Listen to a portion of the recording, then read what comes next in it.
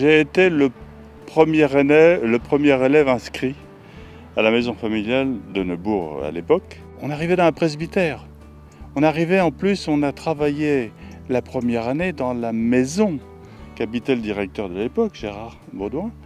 Et on déjeunait dans leur cuisine, on faisait les cours dans leur salle à manger, en dehors de l'école, et on dormait au-dessus. Les meilleurs souvenirs, c'est ça, c'est l'encadrement, les moments passés avec l'encadrement, aussi bien en cours qu'effectivement en dehors des cours, le soir. La bonne ambiance, on était 18 à la rentrée de 1968, et on est parti à 21 3 ans après, mais on était un groupe soudé. On avait un intérêt particulier à travailler. Puis en plus, je dois dire que le système par alternance est quand même un système qui permet d'avoir un contact avec le milieu professionnel. Même si moi, mes maîtres de stage, c'était mes parents.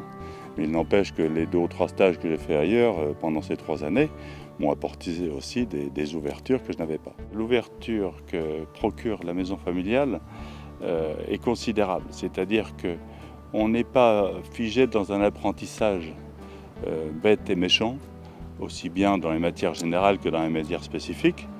Et ça nous permet quand même, ça nous a permis, et moi très vite d'ailleurs, de m'ouvrir les yeux vers autre chose. Et ça m'a donné aussi une certaine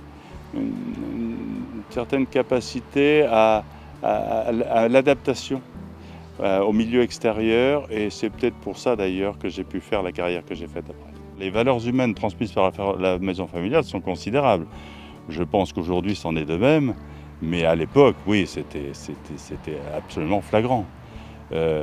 D'abord, le respect des autres, le respect du règlement. À mes vœux les plus forts pour la maison familiale, c'est que non seulement elle ait une longue vie encore derrière elle, et qu'il y ait de très nombreux parents qui prennent conscience que ces structures-là, d'enseignement par alternance et d'encadrement, tel qu'il est et tel qu'il était, mais ça n'a pas changé aujourd'hui sur le fond, doit amener les gens à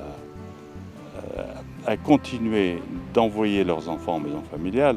Et je souhaite que la maison familiale ait encore une très très longue vie devant elle. En sortant de la maison familiale, j'ai fait l'IREO, j'ai fait, comme tout le monde, mon service militaire, bien sûr, tout ça. Je suis passé après en préfecture, comme dépanneur téléphonie. J'ai fait après 10 ans de chauffeur de taxi à Paris, qui au point de vue relationnel était très fort. Et ensuite, j'ai travaillé pendant une bonne dizaine d'années, 13 ans exactement, avec un personnage public et d'État, puisqu'il s'agissait d'un ministre. J'ai terminé d'ailleurs comme chef de cabinet de son ministère, et j'ai terminé ma carrière comme étant responsable des moyens généraux d'un établissement public national qui s'appelle l'Agence nationale pour la rénovation urbaine, l'ANRU. La proximité d'un ministre m'a permis parfois d'être direct dans le propos, et parfois c'est utile. Et un ministre, ce serait utile effectivement qu'il puisse venir faire un stage dans une maison familiale comme ça. Et je lui dirais, monsieur le ministre, vous découvrirez ce qu'on a découvert, nous, quand on avait entre 14 et 17 ans, 18 ans, ou peut-être plus âgé maintenant. Vous découvrirez un système d'alternance qui vaut bien 100 fois le système éducatif normal. Non, je voudrais simplement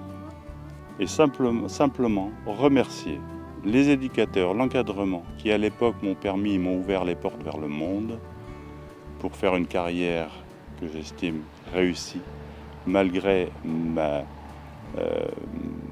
mon désintérêt pour l'éducation m'a permis d'arriver au plus haut de ce que je pouvais espérer.